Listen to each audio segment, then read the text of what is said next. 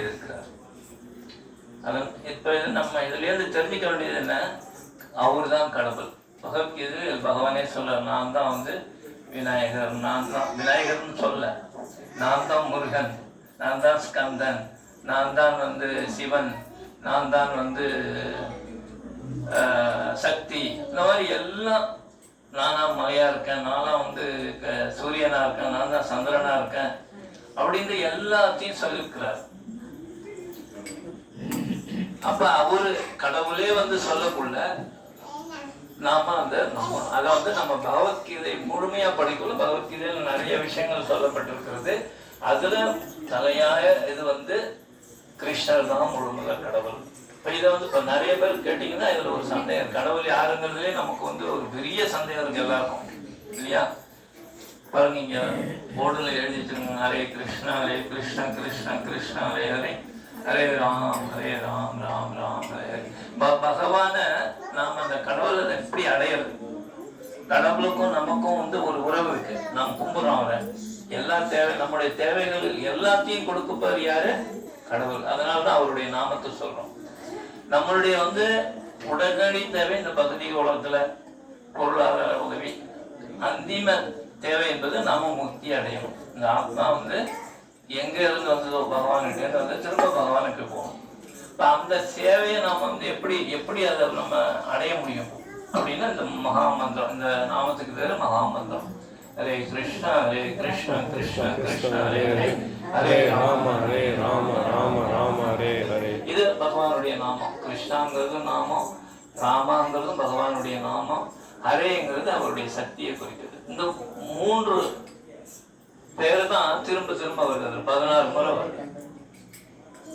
ஹரே கிருஷ்ணா கிருஷ்ணா கிருஷ்ணா ஹரே ஹரே, ஹரே ராம ராம ராம ஹரே ஹரே.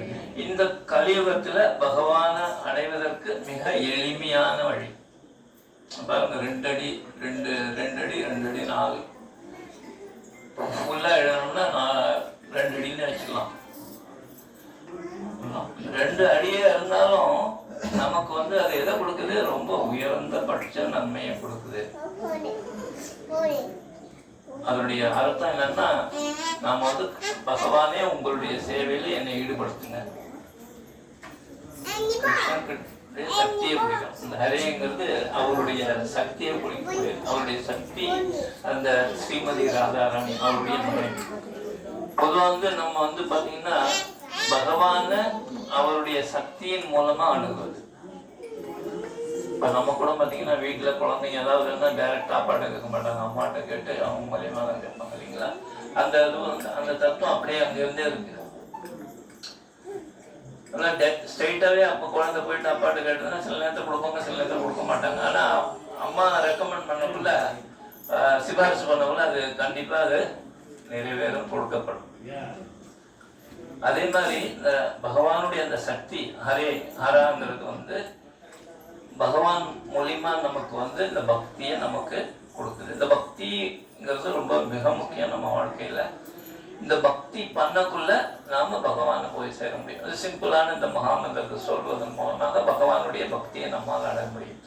அதை தெரிஞ்சுக்கிறதுக்கு, முழுமையா தெரிஞ்சுக்கிறதுக்கு நம்ம பகவத்கீதை படிக்கணும். பகவத்கீதையை நம்ம முழுமையா படிக்கக்குள்ள நிறைய விஷயங்கள் தெரிஞ்சுக்கலாம். நம்ம இது வரைக்கும் கேட்காத விஷயங்கள் இருக்கு. நிறைய பேர் இப்ப பகவத்கீதை யாரெல்லாம் வச்சிருக்கீங்க பாருங்க, யார்கிட்ட எல்லாம் இருக்கு பகவத்கீதை பாருங்க. நிறைய பேர்கிட்ட பகவத்கீதை இல்லை. பகவத்கீதை வீட்டுல அவசியம் வச்சிருக்க வேண்டிய புக்கு. ஒவ்வொருத்தரும் பூஜை ரூம்ல நம்ம பகவத்கீதை வச்சிருக்கணும். ஜஸ்ட் அட்லீஸ்ட் டெய்லி அதை பார்க்கக்குள்ள நமக்கு ஒரு மனசுல ஒரு இது வரும், உணர்வு. முடிஞ்சவங்க டெய்லி கொஞ்சம் நேரம் 5 நிமிஷம் 10 நிமிஷம் படிக்கலாம், பகவத்கீதை படிக்கலாம். படிக்கக்குள்ள நமக்கும் கடவுளுக்கும் உள்ள ஒரு உறவு என்ன? நம்ம இந்த உலகத்துல பாத்தீங்கன்னா எல்லாமே ஒரு உறவின் மூலமா தான் நம்ம இருக்கோம். அந்த உறவுனாலதான் அந்த உலகமே ஓடிட்டு இருக்கு. சொல்லுவாங்க பொதுவாக ஆண் பெண், இந்த உறவு ஒட்டுமே நம்ம இந்த உலகத்துல வாழறதுக்கு மிக முக்கியமான காரணம். அதே மாதிரி நமக்கு இந்த உலகத்துல எல்லா தேவைகளும் யாரால கொடுக்கப்படுகிறது? பகவானால், கடவுளால் கொடுக்கப்படுகிறது. நீங்க கொஞ்சம் தூரம் சிந்திச்சு பார்க்கணும், உங்களுக்கு புரியும். எந்த விஷயமே நாம உற்பத்தி பண்றது இல்லை இல்லையா? எல்லாமே கடவுள் வந்து அவருடைய சக்தியின் மூலமாக இந்த உலகத்துல ஏற்படுத்தி இருக்கிறார்.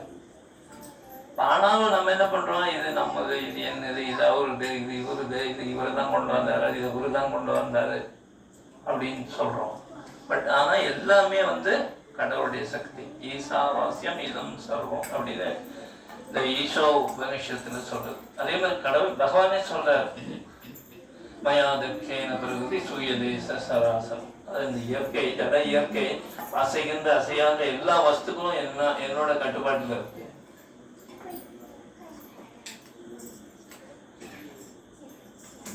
இந்த விஷயத்த வந்து நம்ம பகவத்கீதையின் மூலமா தெரிஞ்சுக்கணும். அதே மாதிரி